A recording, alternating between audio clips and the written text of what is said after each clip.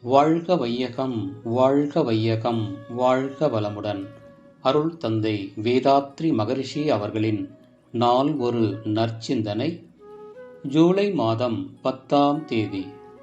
தலைப்பு ஐவகைப் பற்று. இயற்கையின் ஒரு கூறுதான் மனிதன். ஆனாலும் பேரியக்க மண்டலத்தில் விளங்கும் எல்லா சிறப்புகளும் நுணுக்கமாக உள்ளடக்கம் பெற்ற திரு உருவமாக மனிதன் திகழ்கிறான். இயற்கையின் ஆதி நிலையாகிய மெய்ப்பொருள் மனிதனிடத்தில்தான் தன் பெருமதிப்பை உணர்ந்து நிறைவு கொள்ளும் அறிவாற்றலாக அமைந்திருக்கிறது.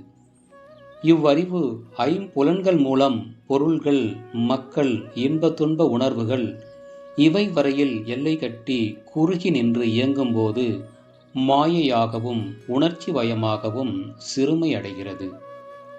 அவ்வறிவு தனது இயக்கத்திற்கு உலக மக்கள் சமுதாயத்தின் எண்ண அலைகளும் பேரியக்க மண்டலத்தில் இயங்கும் எல்லா தோற்றங்களின் ஆற்றலும் அடிப்படையாக அமைந்ததுதான் அறிவின் முழுமை பெற்று உய்ய உதவியாக உள்ளன என்ற விளக்கத்தில் மெய்ஞானமாகி விரிவும் விழிப்பும் பெற்று நிறைவு பெறுகிறது. எனவே எல்லையற்ற அருட்பேராற்றலின் ஒரு பகுதியே ஒவ்வொரு மனிதனும் என்ற உண்மையினை உணர்ந்து அதனை மறவாமல் இருக்கவும் பழகிக்கொள்ளவும் வேண்டும். அகன்ற பேராற்றலை மறவாத விழிப்போடு உலக வாழ்வை நடத்தும் போதுதான் பற்றி நிற்பதிலும் பற்றின்மை என்ற தகைமை மனிதனுக்கு உண்டாகிறது. உலக வாழ்வில் பொருள், மக்கள், பால், புகழ், செல்வாக்கு என்ற ஐவகை பற்று ஏற்படுவது இயல்பே.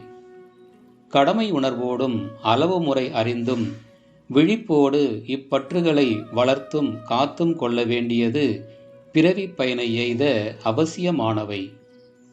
நீரில் குளிப்பது தேவைதான். ஆனால் நீரில் மூழ்கிவிடாமலும் காத்து கொள்ள வேண்டும். நெருப்பு வாழ்க்கைக்கு பல வகையிலும் தேவைதான். ஆனால் நெருப்பு எரித்து விடாமலும் காத்து கொள்ள வேண்டும். அருள் தந்தை அவர்கள் வாழ்க வளமுடன்.